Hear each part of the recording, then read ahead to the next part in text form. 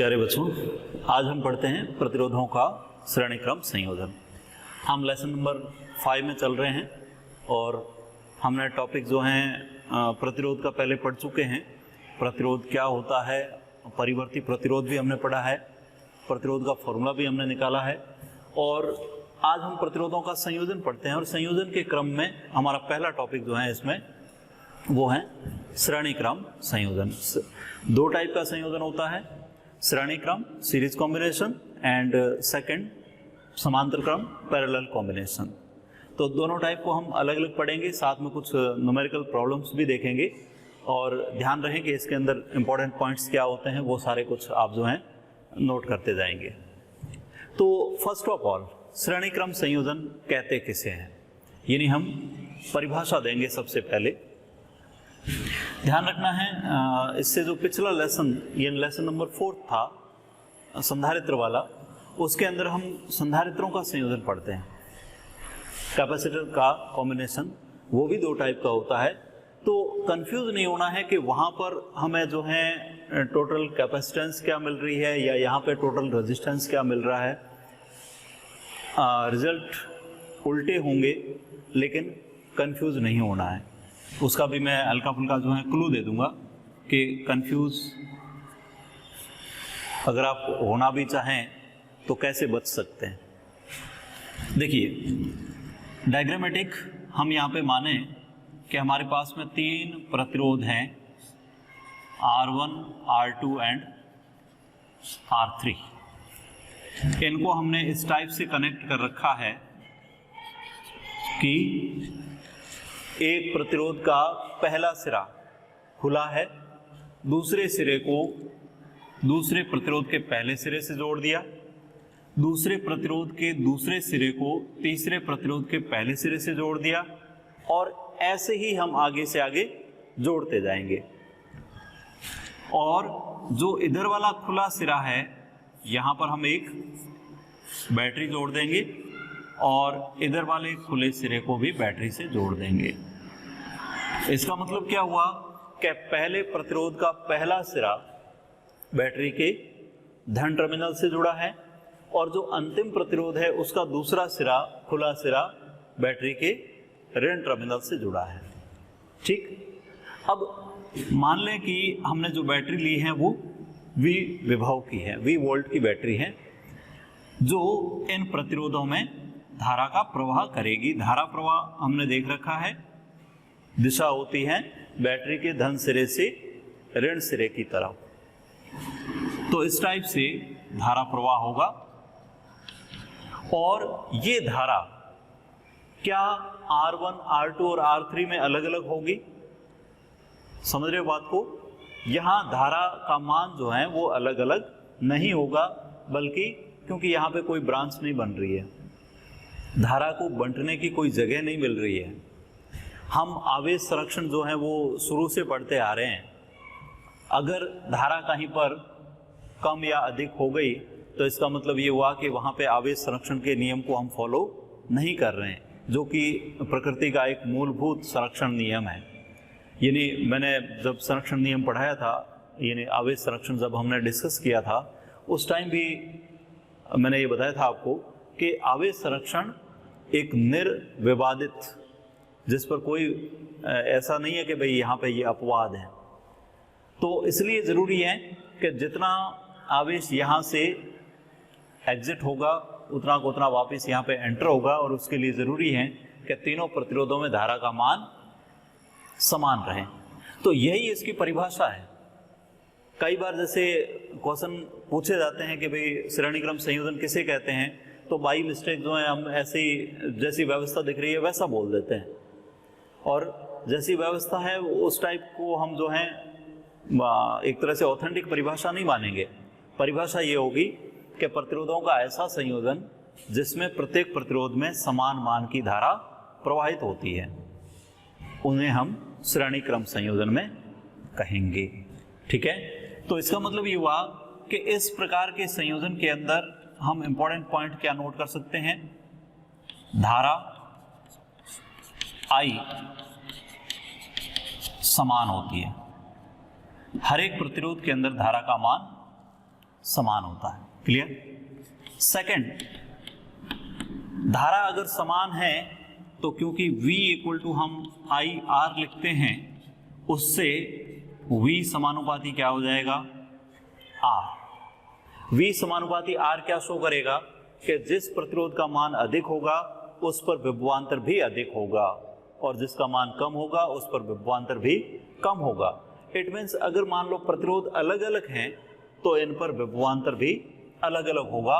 और यहाँ पे मैं मान लेता हूँ कि R1 के सिरों पर विभवांतर V1 है, R2 के सिरों पर विभवांतर V2 है, और R3 के सिरों पर विभवांतर V3 है। Different potential difference across R1, R2 and R3। Okay, अब इन तीनों का योग यानी V1 plus V2 plus V3 कितना होना चाहिए, V के इक्वल। तो इसको हम थर्ड पॉइंट बना लेते हैं, V equal to V1 plus V2 plus V3। Clear. यानी अलग अलग प्रतिरोधों पर विभवांतरों का योग बैटरी के विभव के बराबर होगा। अब हम यहाँ पे तुल्य प्रतिरोध की गणना करें।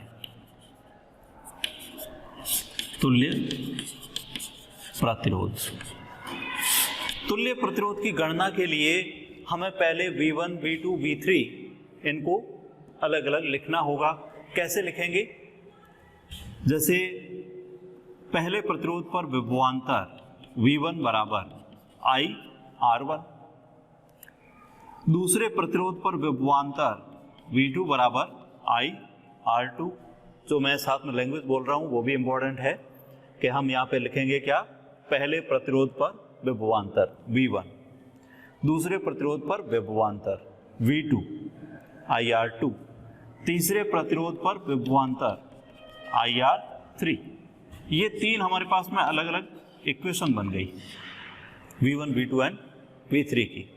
अब अगर मान लो हमारे पास में इन तीनों का तुल्य एक ही प्रतिरोध हो, और उस तुल्य को हम यहाँ पे मान लेते हैं कि माना श्रेणी क्रम तुल्य प्रतिरोध RS हो, तो उस केस में हम इस सर्किट को ऐसे चेंज कर लेते हैं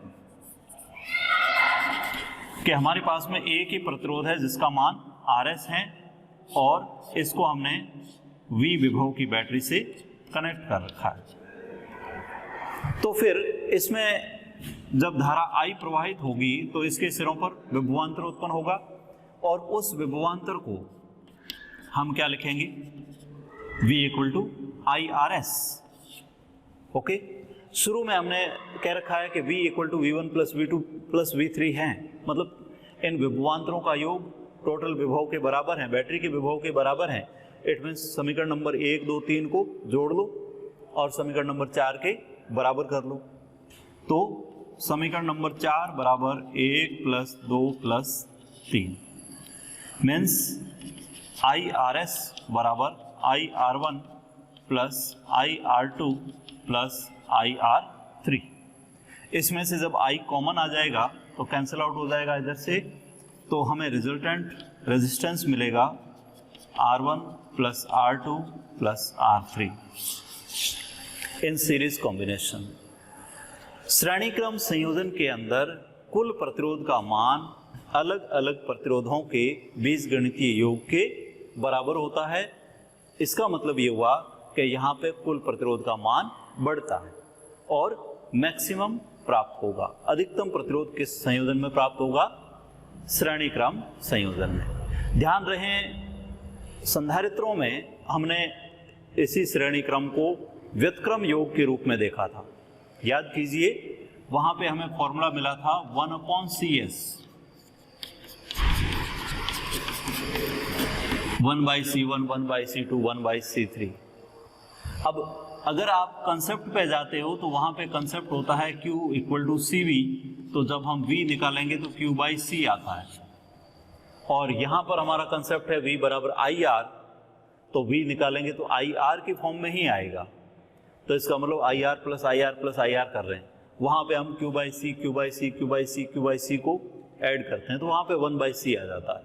तो ये एक हल्का सा क्लू भी है, अगर दिमाग में रहता है तो उस केस में आप इस मामले में कोई मिस्टेक नहीं करेंगे कि भाई प्रतिरोधों का क्वेश्चन आ गया और बाई मिस्टेक संधारित्र का कंसेप्ट अप्लाई कर दिया, गलत हो जाएगा। जस्ट उल्टा है। अगर हम इन केस में, इस केस में अगर n प्रतिरोधों का देखें तो n प्रतिरोधों के लिए इसी को आप आगे बढ़ा सकते हो, डैश डैश डैश Rn। और अगर हम यहाँ पे सारे प्रतिरोध समान मान के देखें, मीन्स R1 बराबर R2 बराबर R3 बराबर R है, मतलब जितने भी प्रतिरोध आपने देख रखे हैं सारे मान R हैं, तो फिर Rs क्या होगा, R plus R how many times, n times. और जब n टाइम्स करेंगे तो ये बाकी सारा जो है वेरीलेस हो जाएगा, उसको नेग्लेक्ट कर लें। Rs equal to NR, n times, n गुणा हो गया। ओके, तो इस टाइप से जो है हमने श्रेणी क्रम संयोजन के अंदर बहुत इजी वे में तुल्य प्रतिरोध का फॉर्मूला निकाल लिया। और बहुत आसान है कि अगर इन तीन चीज को आप ध्यान में रखते हो तो।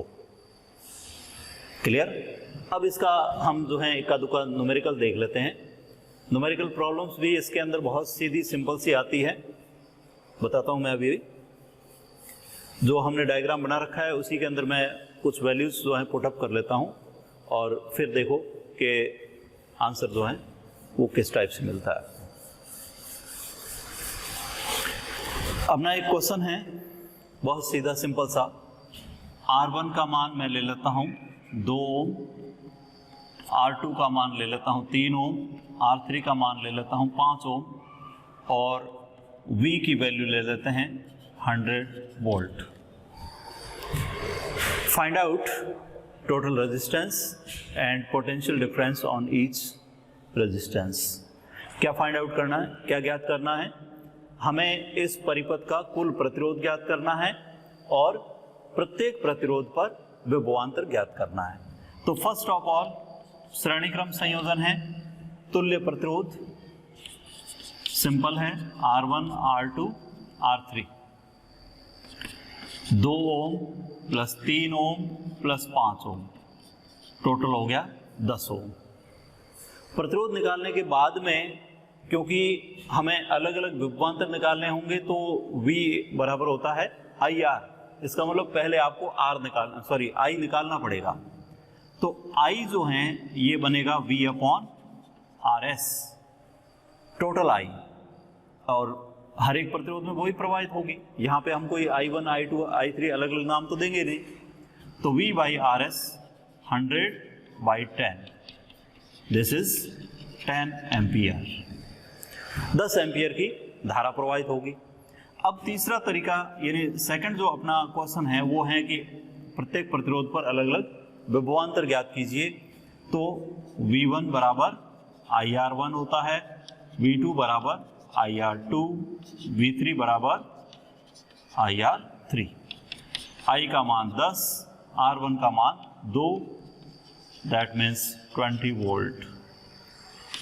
I का मान 10, R का मान 3, 30 वोल्ट। I का मान 10, R का मान 5, 50 वोल्ट। जोड़ के देखिए 100 वोल्ट हो रहा है, 50, 30 और 20, टोटल हमने कितना दिया था 100 वोल्ट। तो ये भी जो है एक तरह से सेल्फ एवल्यूशन है, यानी हमारा आंसर सही है कि नहीं है उसको आप टेस्ट कर सकते हो कि जितना टोटल वोल्टेज दे रखा है उसी को हमने बांटा है तो उतना का उतना वापस मिलना चाहिए। क्लियर? बहुत इजी क्वेश्चन है। अगर मान लो, क्योंकि इसके अंदर ध्यान रखना है मैक्सिमम मिलता है, अधिकतम जो प्रतिरोध है वो श्रेणी क्रम संयोजन में ही मिलता है। हम एक ऐसा क्वेश्चन करें, मान लो कि ये 1 ओम है, ये 1/2 ओम है, ये 1/4 ओम है, ये 1/8 ओम है और ये सीरीज अनंत तक चलती है। बता सकते हैं आप इसका टोटल रेजिस्टेंस क्या होगा? सिंपल है, RS equal to 1 + 1/2 + 1/4 + 1/8 dash dash dash infinite तक। कैसे जोड़ेंगे? ये एक गुणोत्तर श्रेणी बनी। ओके, गुणोत्तर श्रेणी के अंदर आप क्या करते हो, एक फिक्स संख्या से आगे गुणा करते जा रहे हो। जैसे मैंने 1 को 1/2 से गुणा कर लिया, 1/2 को 1/2 से गुणा कर लिया, 1/4 को 1/2 से गुणा कर लिया, ठीक है। 1/8 को फिर 1/2 से गुणा करेंगे, उसको हम सार्व अनुपात बोलते हैं। और सार्व अनुपात का मान जब 1 से कम होता है तो उस केस में अनंत सीरीज, अनंत गुणोत्तर श्रेणी का जो हल होता है वो A/1 - R होता है। तो हम इजीली जो है इससे अपना आंसर निकाल सकते हैं। A का मतलब होता है प्रथम पद जो यहाँ पे 1 है, 1 - सार्व अनुपात यानी जिससे हम आगे से आगे गुणा करते जा रहे हैं। जैसे 1/2 डिवाइडेड बाई 1, 1/4 बाई 1/2, 1/8 बाई 1/4, 1/2 ही मिलेगा। और इसको जब आप सॉल्व करोगे तो कितना मिल जाएगा? 2। 1 - 1/2, 1/2, 2 ऊपर आ जाएगा, 2 आ जाएगा। इसका मतलब ये जो सीरीज बन रही है इसका हल क्या है? 2। तो आपको RS कितना मिलेगा? 2 ओम। क्लियर? तो श्रेणी क्रम संयोजन के अंदर बहुत सिंपल टाइप के इस टाइप के क्वेश्चन आते हैं, उनको आप सॉल्व कीजिए।